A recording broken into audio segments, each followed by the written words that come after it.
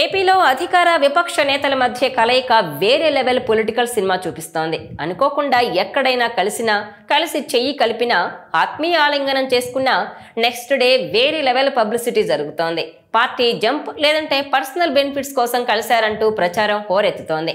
Social మీడియాలో అయితే 3 పోస్టులు 6 లైకులు అన్నట్టుగా పండగ వాతావరణం కనిపిస్తోంది. ఇక ట్రోలర్స్ కు ఫుల్ మీల్స్ అనే చెప్పాలి. లేటెస్ట్ గా ఏపీలో జరిగిన రిపబ్లిక్ డే వేడుకల్లో కనిపించిన ఓ సీన్ ఇప్పుడు ఇదే స్థాయిలో హాట్ టాపిక్ అవుతోంది. వైసీపీ సీనియర్ నేత, శాసన మండలిలో ప్రతిపక్ష నాయకుడు బొత్స సత్యనారాయణ విజయవాడలో జరిగిన 76వ గణతంత్ర వేడుకల్లో పాల్గొన్నారు. కేబినెట్ హోదా కలిగిన ఆయనకు మంత్రులతో పాటు సీటు కేటాయించారు. అయితే మంత్రి నారా లోకేష్ ప్రభుత్వంలోని మంత్రులను అలాగే ఉన్నతాధికారులను పలకరిస్తుండగా అదే వరుసలో ఉన్న బొత్స సత్యనారాయణ లేచి లోకేష్ కు షేక్ హ్యాండ్ ఇచ్చారు. లోకేష్ కూడా బొత్స సత్యనారాయణకు షేక్ హ్యాండ్ ఇచ్చి నవ్వుతూ ఆయన పలకరించారు. ఈ సీన్ అక్కడున్న వారందరినీ షాక్ గురిచేసింది.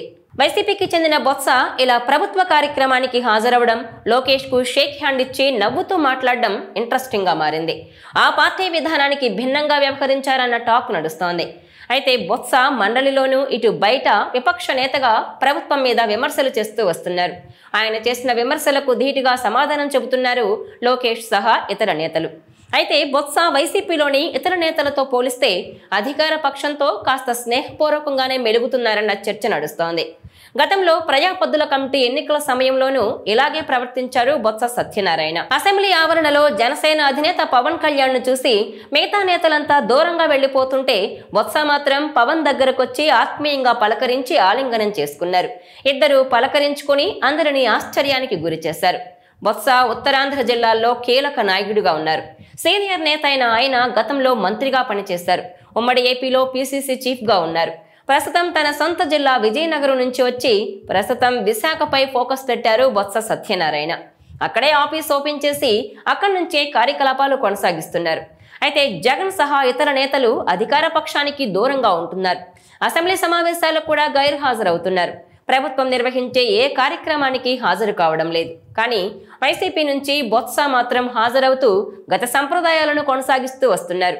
దీంతో బొత్స వైఖరి పట్ల పార్టీ హైకమాండ్ ఎలా స్పందిస్తుందన్నది ఇప్పుడు ఉత్కంఠ రేపుతోంది.